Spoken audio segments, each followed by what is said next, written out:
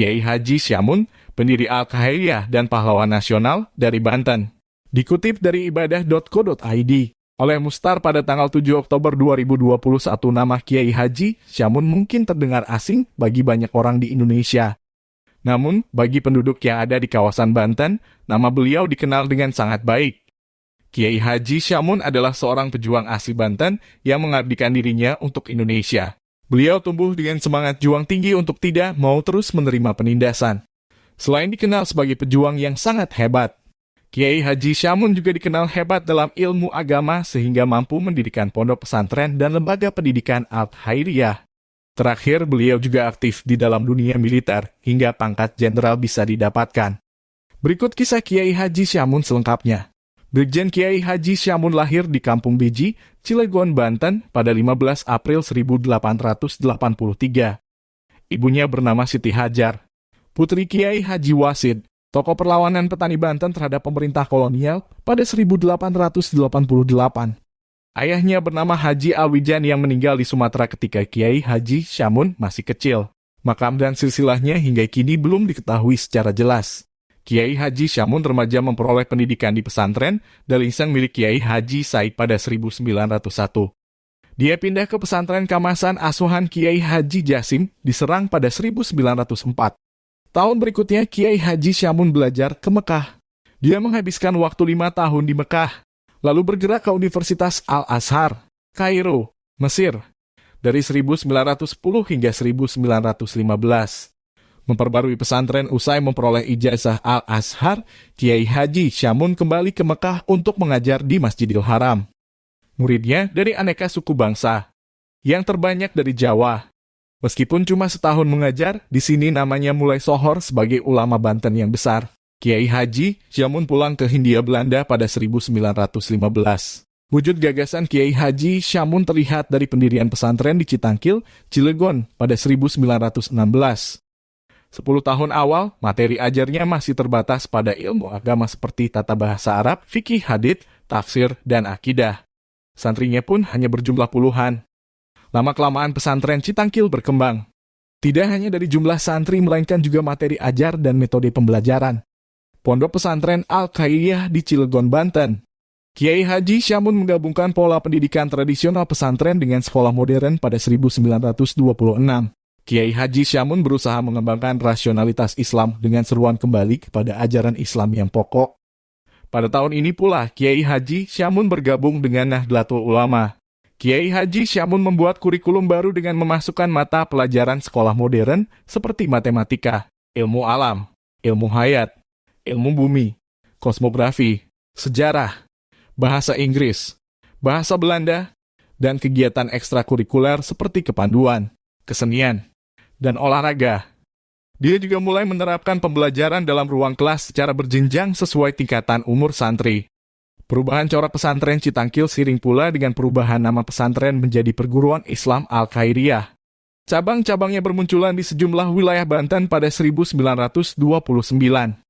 Dan pada 1936, Kiai Haji Syamun mendirikan Sekolah Dasar Umum, Hollands Inland School. Selain mendirikan lembaga pendidikan, Kiai Haji Syamun juga mengabadikan gagasannya lewat kitab. Dia menulis kitab tentang akidah, fikih, akhlak, dan sejarah. Publikasi karya-karya tersebut hanya terbatas pada kalangan pesantren, tapi mempunyai peran penting dalam pembentukan karakter santri-santrinya. Berdirinya Al-Khairiyah banyak orang yang mungkin awam mendengar namanya. Namun Al-Khairiyah merupakan salah satu organisasi dan lembaga pendidikan tertua di Banten yang telah berusia 101 tahun. Nama Al-Khairiyah dengan pendirinya adalah Brigjen Kiai Haji Syamun memang tak setenar dengan Nahdlatul Ulama, NU, tahun 1926 dengan pendirinya Kiai Haji Hasyim Asy'ari ataupun Muhammadiyah yang berdiri di tahun 1912 dengan tokohnya Muhammad Darwis. Khususnya dalam kancah perpolitikan nasional. Dalam catatan sejarah, Perguruan Islam Al-Khairiyah didirikan oleh Kiai Haji Brigjen Syamun yang bertempat di Citangkil, Kota Cilegon, Banten, pada tahun 1916 Masehi. Perguruan tersebut dibagi dalam 2 sistem, yakni sistem pesantren atau tradisional lalu yang kedua menerapkan sistem madrasah atau klasikal. Nama Al-Khairiyah sendiri diambil dari sebuah nama bendungan di Sungai Nil, Mesir dengan harapan dapat menambah semangat juang Brigjen Kiai Haji Syamun dalam dunia pendidikan dan membawa manfaat yang sangat besar bagi masyarakat, agama, dan negara. Sebagaimana bendungan tersebut member manfaat yang sebesar-besarnya bagi masyarakat Mesir. Pada perkembangannya sendiri, pesantren Al-Khairiyah Citangkil yang telah menjadi madrasah terus mengalami perkembangan signifikan. Dengan berdirinya cabang Al-Khairiyah yang tersebar di kota besar Semial, Sumatera Selatan, Jawa Barat, Banten, Jakarta, dan Lampung. Untuk pembiayaan madrasah yang mulai berkembang cukup pesat, pada tahun 1927 didirikanlah sebuah koperasi dengan nama Koperasi Bumi Putra Citangkil L yang diketuai oleh Kiai Haji Abdul Aziz, pensiunan Kepala Kantor Kecamatan Cilegon. Kini Al-Khairiyah memiliki hampir ratusan sekolah madrasah dan kepengurusan yang tersebar di Banten, DKI Jakarta, Jawa Barat, Lampung, dan juga wilayah Sumatera lainnya. Karya-karya bagi Kiai Haji Syamun, pesantren memberikan lingkungan yang baik bagi pematangan pemikiran. Pada awalnya, santrinya hanya berjumlah 25 orang. Berangkat dari renungan KH, Syamun tersebut kemudian ia berdakwah melalui tulisan. Ia pun menulis beberapa kitab dengan tujuan untuk menggali dan menjelaskan beberapa hal tentang ilmu keislaman, seperti akidah yang menurutnya akan berdampak terhadap kehidupan sosial masyarakat Banten. Beberapa kitab itu, yakni 1. Kitab Al-Jamiah fi Akidil Muslimin wal Muslimat, kitab akidah untuk muslim dan muslimat, ditulis dengan huruf Arab berbahasa Jawa. 2. Kitab Akidatul Al-Fa'al, kitab akidah untuk anak-anak, ditulis dalam bahasa Arab. Dan 3. Kitab Mutbalus Sirati Muhammadiyah, kitab sejarah lahirnya Muhammadiyah, ditulis dalam bahasa Arab. Ketiga kitab yang ditulis Kiai Haji Syamun tersebut bertujuan untuk membina akhlak masyarakat Banten khususnya. Kitab itu sebagai dasar untuk membangun manusia berkualitas baik, terutama akhlak. Karena manusia yang baik itu apabila akhlak kepribadiannya baik. Kitab ini pun diharapkan dapat memberikan pencerahan dan memantik kesadaran para santri dan masyarakat Banten, umumnya dalam konteks kehidupan berbangsa, keterlibatan di pembela tanah air.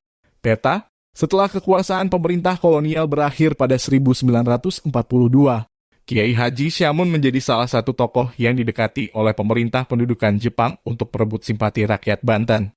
Kiprah Kiai Haji Syamun di ranah pendidikan terekam oleh pemerintah pendudukan Jepang. Namanya muncul dalam buku Orang Indonesia yang terkemuka di Jawa terbitan Gunsikangu tahun 1944. Pasukan Peta, pembela tanah air. Jepang mengajak KH Syamun bergabung bersama Peta pada November 1943 sebagai Daidancho atau Komandan Batalion. Nugroho Noto Sutanto dalam tentara Peta pada zaman pendudukan Jepang di Indonesia mengungkapkan bahwa Jepang selalu mengincar tokoh rakyat seperti pemimpin partai, agama, kiai, dan pamong praja untuk duduk sebagai Daidancho. Kiai Haji Syamun sebenarnya terpaksa menerima ajakan itu. Jepang mewanti-wanti jika Kiai Haji Syamun menolak perguruan Al-Khairiyah akan ditutup. Tetapi Kiai Haji Syamun kemudian memandang keputusannya bergabung ke Peta ada gunanya juga. Dia mempelajari taktik dan strategi militer.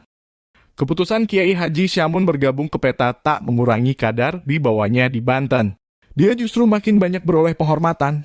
Anak buahnya mematuhi perintahnya lebih dari sekadar seorang komandan, tetapi juga mematuhinya selayaknya guru dan bapa. Meredakan kekacauan KH Syamun menggunakan wibawa dan kecakapan militernya untuk memulihkan keadaan Banten setelah proklamasi 17 Agustus 1945.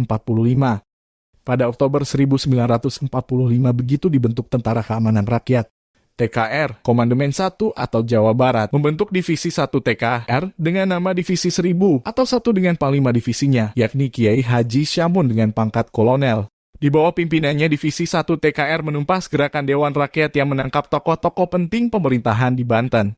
Bahkan karena gerakan ini ada desas-desus Banten akan melepaskan diri dari Indonesia.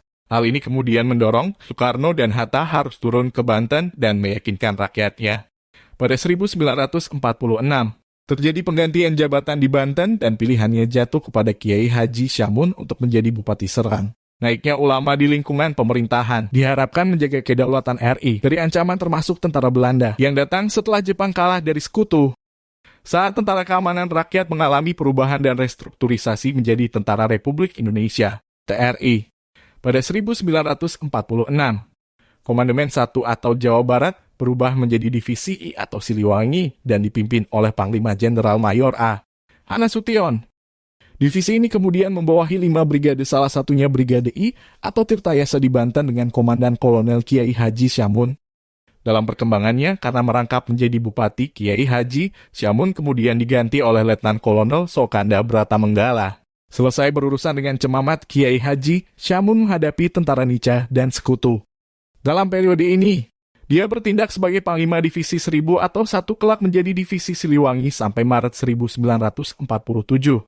KH Syamun berperan menahan infiltrasi Nica dan sekutu ke Banten. Wafat dalam perjuangan ketika terjadi agresi militer Belanda pertama pada 21 Juli 1947. Kiai Haji Syamun menjabat Bupati di Serang. Tentara Belanda berhasil memblokade wilayah Banten sehingga pasokan kebutuhan pokok dan uang Republik berkurang. Kiai Haji Syamun menyumbangkan mesin cetaknya untuk memproduksi uang khusus yang disetujui oleh pemerintah Indonesia. Agresi militer Belanda kedua pada Desember 1948 turut menyasar kota Serang. Tentara Belanda berhasil memasuki kota ini dan menangkap beberapa pejabat. Tetapi Kiai Haji Syamun lolos dari sergapan tentara Belanda. Dia berpindah-pindah tempat untuk memimpin perlawanan terhadap tentara Belanda. Di banyak tempat dia singgah, dia bertemu dengan gerilyawan Republik dan memberi mereka semangat. Kiai Haji Syamun wafat di usia ke-66 di Gunung Cacaban Anyer pada 2 Maret 1949. Tak lama setelah bertemu dengan gerilyawan. Atas peran dan jasanya kepada bangsa dan negara, Kiai Haji Syamun ditetapkan sebagai pahlawan nasional oleh Presiden Jokowi pada 8 November 2018. Demikianlah sejarah singkat tentang Kiai Haji Syamun, kurang dan lebihnya mohon maaf, Abi Fajar.